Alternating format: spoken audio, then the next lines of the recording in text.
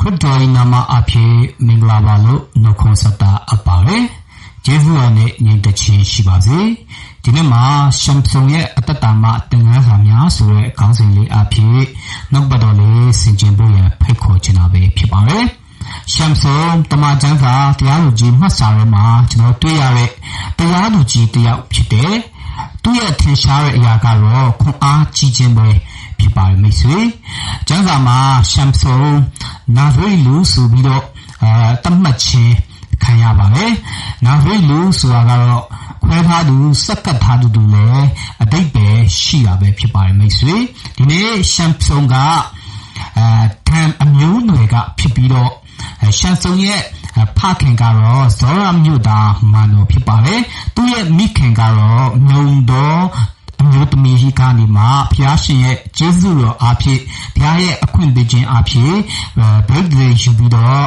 တာရှမ်ဆုံကိုဖွားမြင်လာခဲ့တာပဲဖြစ်ပါတယ်ရှမ်ဆုံကငယ်ရွယ်တဲ့ကဘုရားသခင်ကသူ့ကိုခွဲခန့်ထားရဲဆိုတဲ့အရာကိုတွေ့ရတာဖြစ်လို့ဒီနေ့ထိုအရာအဖြစ်နံပါတ်1အချက်နေဖြစ်ဘုရားသခင်မှာ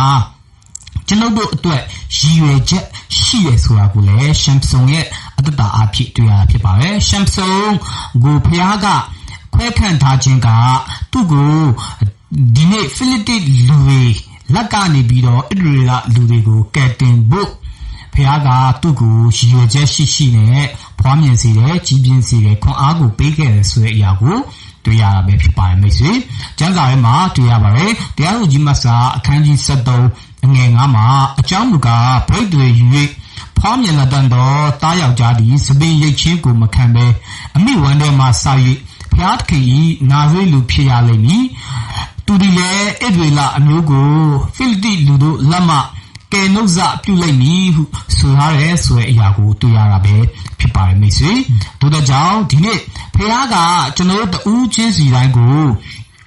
ဖန်ဆင်းတဲ့အခါမှာရည်ရွယ်ချက်ရှိတာပဲဖြစ်ပါတယ်ရည်ရွယ်ချက်ရှိတယ်ဆိုတဲ့အရာကိုတွေ့ရတာပဲဖြစ်ပါတယ်တို့ကြောင့်မိတ်ဆွေဒီနေ့ဘုရားကကျွန်တော်တို့ကိုဖန်ဆင်းတဲ့အရာကရည်ရွယ်ချက်ရှိတယ်ဘုရားခင်မှာရည်ရွယ်ချက်ရှိတယ်ဆိုတဲ့အရာကိုတွေ့ရတာဖြစ်တယ်အဲကြောင့်တော့ဘုရားခင်မှာကျွန်တော်နဲ့မိတ်ဆွေရဲ့အတ္တအတွက်ရည်ရွယ်ချက်ရှိပါတယ်ကျွန်တော်တို့ဤလောကထဲမှာအသက်ရှင်နေတာကျွန်တော်တို့ကိုဘုရားသခင်ကဒီနေ့ကျွန်တော်တို့ဤပါဝင်ခြင်းကျွန်တော်ရှိနေတဲ့နေရာတွေမှာဘုရားထားခြင်းကရည်ရွယ်ချက်ရှိပါတယ်အမတ်တမဲမဟုတ်ပဲမတော်တဆမဟုတ်ပဲနဲ့ကျွန်တော်ကိုဘုရားကရည်ရွယ်ချက်ရှိနဲ့ဖြစ်ပွားစေတယ်ဆိုတဲ့အရာကိုတွေ့ရတာပဲဖြစ်ပါတယ်ဒီနည်းတူပဲအတ္တတာဟာဘုရားသခင်အတွက်အတိတ်ပဲရှိပါတယ်ကျွန်တော်တို့ကအတိတ်ပဲမဲ့တော့သူတွေမဟုတ်ပါဘူးအတိတ်ပဲရှိတော့သူတွေဖြစ်တယ်ဆိုတဲ့အရာကိုပထမအချက်နေဖြစ်မိတ်ဆွေတို့တည်ထားဖို့ရန်လိုအပ်တဲ့စင်ကြင်ရမယ်ဆိုတဲ့အရာလေးကိုဖော်ပြချင်တာပဲဖြစ်ပါတယ်ဒုတိယအချက်လေးနေအနေဖြင့်ကျွန်တော်တို့ဆက်ပြီးတော့ကြည့်ကြရအောင်ဒုတိယအချက်ကတော့စုကျေးဇူးရှိပေမဲ့ကိုယ်အတ္တတာကိုမဆောက်ရှောက်ရင်အန်တရရှိရဲဆိုတဲ့အရာကိုတွေ့ရတာပဲဖြစ်ပါတယ်ကျွန်တော်တူးချင်းစီတိုင်းမှာမတူညီတဲ့တကြွနဲ့ပါရမီတွေစုကျေးဇူးတွေရှိကြပါတယ်သို့တော့ကျွန်တော်မှာပေးထားတဲ့ဘုရားပေးထားတဲ့စုကျေးဇူးတွေရှိတာနဲ့ကျွန်တော်ကအောင်မြင်သွားတာမဟုတ်ပါဘူးဘုရားကျွန်တော်ကိုဖြစ်စေခြင်းနဲ့ရည်ရွယ်ချက်ပန်းနိုင်ကိုရောက်သွားတာမဟုတ်ပါဘူးဒီနေ့ကျွန်တော်ကိုဘုရားကစုကျေးဇူးတွေပေးထားတယ်တဆွမ်းနိုင်ခြင်းတွေပေးထားပါတယ်သို့တော့ကျွန်တော်ကထိုအရာတွေကိုမဆောက်ရှောက်ရင်အန္တရာယ်ရှိတယ်ဆိုတဲ့အရာနဲ့တွေ့ရတာဖြစ်ပါတယ်ရှမ်ဆုံကသူ့ရဲ့အတ္တတာမှာအလွန်ပဲခွန်အားကြီးပါပဲသူကလက်ပလာနဲ့ရှင်သိက်ကူတော်မှာတက်နိုင်တဲ့အထိကိုခွန်အားကြီးတော်သူဖြစ်တယ်ဖိလိပ္ပိလူတွေကိုလည်းများစွာသောလူတွေကိုသူတပ်ဖြတ်နိုင်ခဲ့တယ်ခွန်အားကြီးတယ်ဆိုတဲ့အရာကိုတွေ့မြင်ရတာပဲဖြစ်ပါတယ်သူမှာအဲ့စုကျေးဇူးရှိတယ်ဆိုတဲ့အရာကိုတွေ့ရတာဖြစ်တယ်သို့တော့ကျွန်တော်သတိထားမယ့်အရာကကျွန်တော်မှာခွန်အားကြီးတာနဲ့ရင့်ကျက်တာကမတူဘူးဆိုတဲ့အရာကိုတွေ့ရတာဖြစ်တယ်ကျွန်တော်ဝိညာဉ်ရေးရာပိုင်းမှာလည်းဒီတိုင်းပဲကျွန်တော်မှာအစွမ်းအစတွေပညာအရေးချင်းတွေအခြားသောအရာတွေရှိနေခြင်းနဲ့ကျွန်တော်အတ္တတာကြီးထွားရင့်ကျက်ခြင်းကမတူတာကိုကျွန်တော်သတိထားရမယ်အချက်ဖြစ်တယ်ပြီးသွားတဲ့ခါမှာကျွန်တော်ကသူများကိုတွင်တင်နိုင်ပေမဲ့ ကိုထိန်းနိုင်ရဲ့လားဆိုတဲ့အရာကိုသတိထားမယ်အရာလည်းဖြစ်ပါတယ်ရှမ်ဆုံရဲ့အတ္တမှာလည်းထိုအရာကိုသင်ခန်းစာရွေးမှာဖြစ်ပါတယ်သူကခွန်အားကြီးတယ်ဒါပေမဲ့သူ့ရဲ့ကိုသူမထိန်ချုပ်နိုင်တဲ့အခါမှာသူမမားတဲ့အမားတွေလုံမိတယ်မလုံတဲ့အရာတွေထဲမှာသူရှောက်လန်းရင်းနဲ့အသက်ရှင်ခဲ့ရဆိုတဲ့အရာကိုကျွန်တော်သူ့ရဲ့အတ္တထဲမှာပေါ့တွေ့မြင်ရပဲဖြစ်ပါတယ်ထိုအရာကလည်းကျွန်တော်ဆင်ခြင်ရမှာကကျွန်တော်တွေကသူတစ်ပါးအတွက်စွတောင်းပေးနိုင်ပြီနဲ့ကိုယ်တိုင်ဖျားသခင်နဲ့နီးကပ်နေလားကျွန်တော်တခါတည်းမှာသူတစ်ပါးအတွက်စွတောင်းပေးတယ်လို့ပြောတယ်တို့တော့ကျွန်တော်ကိုယ်တိုင်ကဖျားနဲ့ရင်းနှီးနေလားနီးကပ်နေလားအလွန်အရေးကြီးတာပဲဖြစ်ပါတယ်တို့ရဖြစ်ပါအဲကြောင့်တဲ့ဖျားခင်ကကျွန်တော်တို့ကိုစုကျေးဇူးရှိတဲ့သူဖြစ်စေခြင်းကိုမကဘဲနဲ့တစ္ဆာရှိတဲ့သူဖြစ်စေခြင်းတော့ဖရားပဲဖြစ်ပါတယ်ဖရားကအဓိကကျွန်တော်ရှိမှလိုချင်တာကဖရားပေါ်မှာတစ္ဆာရှိစွာဖြင့်တိုးဝင်ချင်းကပ်ပြီးမိတ္တာရာဖွဲ့ပြီးအသက်ရှင်တော်သူကိုဖရားကလိုချင်နေဆိုတာကိုလည်းသတိထားမိရတဲ့အရာလေးဖြစ်ပါတယ်တတိယအချက်လေးနေဖြင့်ကျွန်တော်တို့သိရမယ့်အရာကအပြစ်ကတဖြည်းဖြည်းနဲ့ကျွန်တော်တို့ကိုဖျားသခင်နဲ့ဝေးကွာစီတယ်ဆိုတဲ့အရာကိုသတိထားမှာပဲဖြစ်ပါတယ်ရှမ်ဆုံရဲ့အတ္တမှာသူကသူ့ကိုယ်သူမချုပ်တီးခဲ့တဲ့အရာမှာသူ့ကိုထိုအရာတွေကသူ့ကိုအနိုင်ယူသွားတယ်ဆိုတဲ့အရာကိုတွေ့ရပဲဖြစ်ပါတယ်ကိုပြန်ချုပ်ကင်လာနိုင်တယ်ပေါ့နော်သူ့ရဲ့ရှမ်ဆုံရဲ့အတ္တမှာသူကတေးသေးမမွားလေးတွေဆိုပြီးတော့သူကလက်ယူရှုပြီးလောက်ခဲ့တဲ့အရာတွေကသူ့ကိုတစ်ချိန်မှာပြန်ပြီးတော့အနိုင်ယူသွားတယ်ထိမ့်ချုပ်သွားတယ်ဆိုတဲ့အရာကိုတွေ့ရတာဖြစ်တယ်အဲဒါနဲ့ဒီမှာကျွန်တော်တွေ့ရပါတယ်ငါရဲ့အတ္တမှာဘုရားသခင်မနှစ်သက်တဲ့အရာတစ်ခုခုကိုအလျှော့ပေးမိနေပြီလားကျွန်တော်ရဲ့အတ္တထဲမှာဒီနေ့ဘာမှမဟုတ်ပါဘူးဆိုရဲတေးမမွားလေးပါဆိုတဲ့အရာကိုတင်ကအလျှော့ပေးလိုက်တဲ့အရာကတစ်ချိန်မှာတင်ရဲ့အတ္တကိုဖျက်ဆီးသွားနိုင်တယ်ဖျားနဲ့မိတ္တာရာဖွဲ့ခြင်းကိုဝေးကွာသွားနိုင်တယ်ဆိုတာကိုတွေ့ရဖြစ်တယ်ဒီနေ့အချိန်မရှိလို့ငါစံစာမဖတ်တော့ပါဘူးရပါပဲနောက်မှပဲဖတ်လို့ရပါပဲစုကလည်းနောက်မှပဲတောင်းလိုက်လို့ရပါပဲဖျားကြောင့်လည်းနောက်ပမှပဲတွားလိုက်လို့ရပါတယ်ဆိုပြီးတော့ကျွန်တော်တွေကတခါတည်းမှာ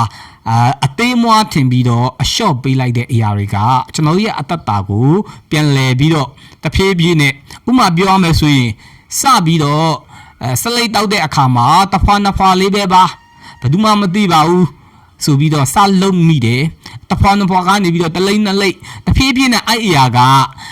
ဝါမျိုးသွားတဲ့အရာရှိရဲဒါကအမျိုးမျိုးသောဒုစရိုက်တွေမှာကျွန်တော်တွေ့မြင်ရတဲ့အရာတွေပဲဖြစ်ပါပဲစတဲ့အခါမှာတော့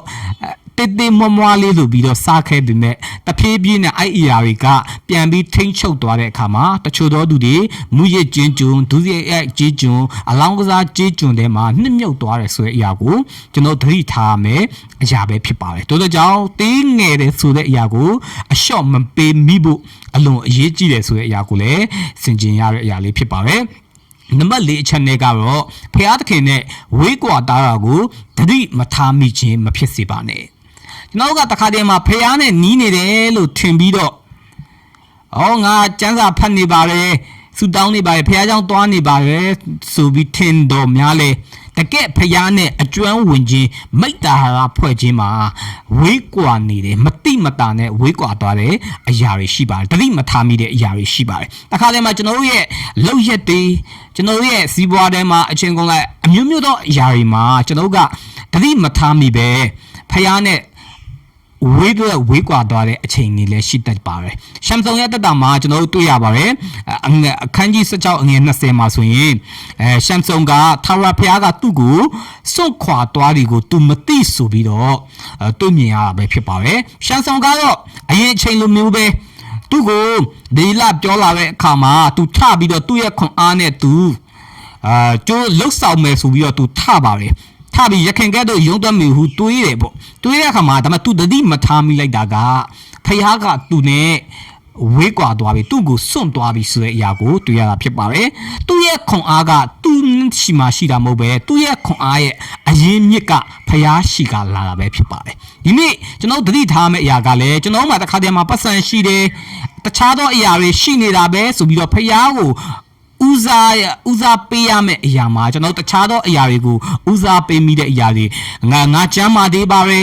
ငါမှာခွန်အားရှိသေးပါပဲငါအသက်ရွယ်ငယ်သေးပါပဲငါမှာအချိန်ရှိသေးပါပဲဆိုပြီးတော့လုပ်တဲ့အရာရှိတတ်ပါတယ်ဒီနေ့ကျွန်တော်သိရမှာကကျွန်တော်မှာရှိတဲ့အရာခပ်သိမ်းကဖျားပေးထားတာဖြစ်တယ်ဖျားပိုင်တဲ့အရာဖြစ်တယ်ဖျားရဲ့ကျေးဇူးတော်ကြောင့်ကျွန်တော်ကထိုအရာတွေကိုခံစား권ရရှိနေခြင်းသာဖြစ်တယ်ဆိုတာကိုသတိထားမှရမှာဖြစ်ပါတယ်မဟုတ်ဆိုရင်တော့အလွန်ပင်အန္တရာယ်ကြီးတယ်ဆိုတဲ့အရာကိုကျွန်တော်တို့ဒီ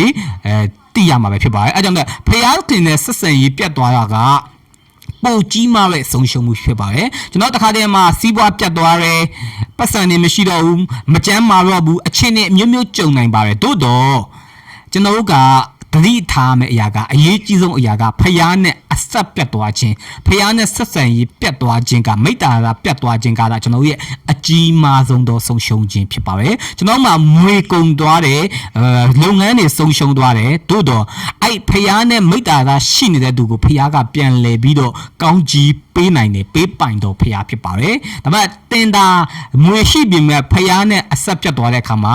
တင်းမှာအလွန်ပင်ကြီးမားတဲ့ဆုံးရှုံးမှုနဲ့သူအလွန်ပင်အန်တရဲ့နိကနေပြီဆိုတဲ့အရာကိုလည်းတတိချာမယ်အချက်လေးပဲဖြစ်ပါတယ်ကျွန်တော်ထပ်ပြီးတော့နောက်နံပါတ်5အချက်အနေနဲ့ကတော့ကျွန်တော်ကြာရှုံးသွားရင်တောင်မှပြန်လာနိုင်ပါတယ်ဒီအရာကအလွန်အရေးကြီးတဲ့အရာဖြစ်တယ်မိတ်ဆွေဒီနေ့တင်းရဲ့အတ္တတာထဲမှာတင်းဖျားမကြိုက်နေတဲ့အရာတွေဖျားနဲ့စန့်ကျင်ဘက်အသက်ရှင်ခဲ့တဲ့အချိန်ခါတွေရှိမယ်ကိုယ့်ရဲ့စိတ်ဆန္ဒ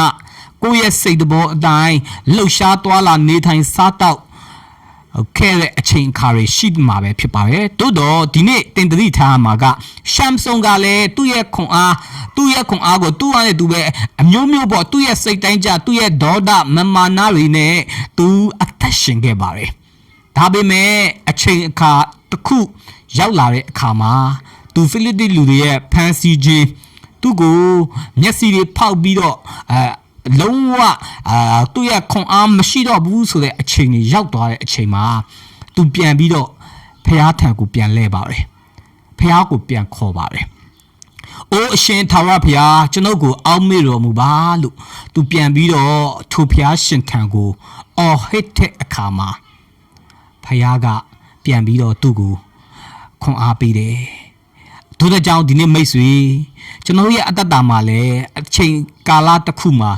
ဖျားနဲ့ဝေးကွာပြီးမိမိစိတ်တိုင်းကြအသက်ရှင်ခဲ့တဲ့အရာတွေကနေနောင်တရပြီးဖျားသခင်ထံကိုပြန်လက်လာနိုင်ပါတယ်ဖျားကအမြဲတမ်းလက်ကမ်းကြုံနေတော်ဖျားဖြစ်ပါတယ်အမြဲတမ်းစောင့်မျှော်နေတော်ဖျားဖြစ်ပါတယ်တို့ကြောင့်ချစ်တော်မိတ်ဆွေများကျွန်တော်အတ္တတာထဲမှာဖျားနဲ့စန့်ကျင်ဘက်အသက်ရှင်ခဲ့မယ်ဆိုရင်မားနေပြီဆိုရင်ပြန်လှည့်လာဖို့အချိန်ဖျားကအမြဲတမ်းပေးပါတယ်။နောင်တနဲ့ဖျားထံကိုပြန်လှည့်လာနိုင်တယ်ဆိုတဲ့အရာလေးကိုကျွန်တော်ဖော်ပြခြင်းနဲ့နောက်ဆုံးအချက်လေးနေဖြစ်နံပါတ်6မှာကျွန်တော်ဖျားသခင်ကိုမိကိုခြင်းကသာအဓိကဖြစ်ပါတယ်။ကျွန်တော်ရဲ့အခြားသောအရာကိုမိကိုခြင်းကပျက်စီးသွားနိုင်တယ်၊ကွယ်ပြောက်သွားနိုင်တယ်၊ပြိုပြက်သွားနိုင်ပါတယ်။တို့တော့ဒီနေ့ကျွန်တော်ထာဝရဘုရားကိုမိခိုခြင်းကိုးစားခြင်းခိုလုံခြင်းကဘယ်တော့အခါမှမပျက်စီးဘူးဆိုတဲ့အရာလေးကိုတွေ့ရတာပဲဖြစ်ပါတယ်ရှမ်ဆုံရဲ့အတ္တတာမှာသူဘုရားဘက်ကိုပြန်လှည့်လာတဲ့အခါမှာသူအရင်တစ်ချိန်ကသူဖိလိပ္ပိလူတွေကိုများစွာကိုတတ်ခဲ့တာအတွက်သူပုံပြီးတော့များပြားသောသူတွေကိုတက်ခဲ့နိုင်တယ်ထို့ကြောင့်ဒီမှာကြည့်မယ်ဆိုရင်16:30မှာဆိုလဲထို့သောအသက်ရှင်စဉ်အခါတက်ခဲ့သည့်အတွက်တေစဉ်အခါတာ၍များသောသူတို့ကိုတက်လေ၏ဆိုပြီးတော့ဖော်ပြပါတယ်သို့တော့ပရိသတ်မှာကရှမ်ဆုံကတော့သူဒီအမှုမှာသူပါအသက်ဆုံးရှုံးသွားပါပဲသို့တော့မိတ်ဆွေဒီနေ့ကျွန်တော်အတ္တတာထတော်ဖျားကအခွင့်အရေးရှိပါတယ်မိတ်ဆွေအသက်ရှင်တဲ့အခိုက်မှာဒုစရိုက်တွေကနေနောင်တရပြီးဖျားဘက်ကိုအချိန်မီပြန်လှည့်ပါဖျားကိုမိခိုပါဖျားကိုခိုးလုံးပါဖျားကိုကိုးစားဖို့ရန်အချိန်ကာလရှိရဲဆိုတဲ့အရာလေးကိုကျွန်တော်အနေဖြင့်မိတ်ဆွေတို့ကိုသတင်းကောင်းအနေဖြင့်ဖော်ပြပေးချင်တာပဲဖြစ်ပါတယ်တို့တဲ့ကြောင့်မိတ်ဆွေဖျားသခင်ရဲ့ခေါ်တော်မူခြင်းကိုတန်ဖိုးထားပါမိတ်ဆွေ မိတ်ဆွေကတန်ဖိုးမဲ့တော်သူမဟုတ်ပါဘူးမိတ်ဆွေကိုဖျားခေါ်လာတာကတန်ဖိုးမဲ့စွာအသက်ရှင်မှုခေါ်ထားခြင်းမဟုတ်တော့ကြောင့်ကျွန်တော်တို့ဒီကိုယ့်ကိုဖျားပေးထားတဲ့အရာတွေပေါ်မှာသစ္စာရှိစွာဖြင့်တန်ဖိုးထားပြီးအသက်ရှင်ဖို့ကျွန်တော်လိုအပ်ပါတယ်ပြီးတဲ့အခါမှာကျွန်တော်မှာရှိရဲ့စုကျေးဇူးတွေအတွက်ကိုထိန်းချုပ်နိုင်ဖို့အတွက်ကြိုးစားပါဘုရားခင်တဲ့မှာခွန်အားတောင်းခံပါဒီနေ့ကျွန်တော်မှာစုကျေးဇူးရှိတယ်အချို့သောသူတွေကအရန်တော်တက်ကြတော်များလဲမအောင်မြင်ခဲ့ကြဘူးသူဆုံးရှုံးသွားတယ်ဘာကြောင့်လဲဆိုရင်ကိုမထိန်းချုပ်နိုင်တဲ့အတွက်ကြောင့်ပဲဖြစ်ပါတယ်ဒါကြောင့်ကျွန်တော်မှာရှိတဲ့ဖျားပေးထားတဲ့မတူညီတဲ့အစွမ်းအစားတွေစုကြည်စုတွေကိုဒီနေ့ကိုထိန်းချုပ်ဖို့ရန်လိုအပ်တယ်ဆိုတာကိုဖော်ပြခြင်းလို့တင်းငယ်တဲ့အရာတွေကိုအလျှော့မပေးပါနဲ့လက်ယူမရှုပါနဲ့ဒါကတေးသေးမွားမွားလေးပါဆိုပြီးတော့အဲ့အရာတွေကိုအခွင့်အခါမပေးဘဲနဲ့လက်ယူမရှုဘဲနဲ့တတိကြီးကြီးနဲ့ရှောင်ရှားပါကြော်လွားဖို့ရန်အကြောင်းဖြစ်တယ်ဆိုတဲ့အရာလေးကိုလည်းဖော်ပြခြင်းနဲ့ပြီးရင်ဖယားသခင်နဲ့နိကတ်စွာအသက်ရှင်ပါမိတ်ဆွေဖယားသခင်နဲ့နိကတ်စွာအမြဲအသက်ရှင်ဖို့ရန်လိုအပ်တယ်။ကြာရှုံးခဲ့ရင်လည်းဖျားထံကိုပြန်လာပါ။လူကတော့လဲကြတတ်ပါတယ်။ထို့အတွက်ကြောင့်လဲကြတိုင်းလေဖျားထံကိုပြန်လာပါ။ထို့အတွက်ကြောင့်ခဏလဲကြရမယ်ဆိုပြီးတော့အခွင့်ပေးခြင်းမဟုတ်ပါဘူး။သို့တော့လူဖြစ်သည့်အားလို့ဆိုတာတခါတည်းလဲကြတတ်ပါပဲလဲကြတဲ့အခါတိုင်းမှာဖယားထံကိုပြန်လှည့်ပြီးတော့ဖယားထံခွန်အားတောင်းခံပြီးစစ်မှန်သောနောင်တဖြစ်ပြန်လှည့်လာပါလို့ဖော်ပြခြင်းနဲ့ပြီးတဲ့အခါမှာတော့ဖယားခင်ကိုမိခိုခြင်းကိုအဓိကကျွန်တော်ထားပါလို့ကျွန်တော်အနေဖြင့်မိတ်ဆွေတို့ကိုဖော်ပြပေးချင်တာပဲဖြစ်ပါတယ်မိတ်ဆွေတို့တဲ့ကြောင့်ကျွန်တော်ဒီထို့အချက်လေးတွေနဲ့ဆွင်ချင်းနဲ့ကျွန်တော်နောက်ဆုံးအချက်လေးပေါ့ရှမ်းစုံမှာအားကြီးတဲ့စုကျေးဇူးရှိတော်လဲချုပ်တီးခြင်းစိတ်ရှိခြင်းနဲ့တန်ရှင်းခြင်းဟူသောအသီးအပွင့်များအားနေခဲ့ပါတယ်။တို့တဲ့ကြောင့်စုကျေးဇူးကတင့်ကိုထိတ်ဆုံးသို့ရောက်စေနိုင်တော်လဲအကျင့်ဇာဝိတကတင့်ကိုထိုနေရာမှာမြဲမြဲစေနိုင်တာဖြစ်ပါတယ်။တို့တဲ့ကြောင့်စုကျေးဇူးရှိတဲ့အရာပေါ်မှာတန်ဖိုးထားပြီးကျွန်တော်တို့ကိုဖျားပေးထားတဲ့အရာပေါ်မှာစိတ်ရှိခြင်းတိခံခြင်းနဲ့ဒူတန်ရှင်းခြင်းဆိုတဲ့အတီးပွင့်နေနဲ့ကျွန်တော်တို့ဒီနေ့ကို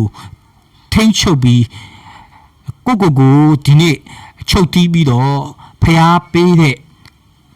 ကောင်းကြီးမင်္ဂလာတွေကိုသိမ့်ပိုက်ရရှိပြီးဤလောကအလယ်မှာဖျားကျွန်တော်ကိုထားတဲ့ရည်ရွယ်ချက်ပေါ်မှာအကောင်းဆုံးအသက်ရှင်ကြရအောင်ဆိုပြီးတော့နှုတ်ပတ်တော်လေးအဖြစ်ခွန်အားပေးနဲ့ညီကုန်းချုပ်တဲ့အရောက်ရှင်တဲ့ပေါ်မှာဖျားရှင်တာရေးကောင်းကြီးပေးပါစေအာမင် God bless you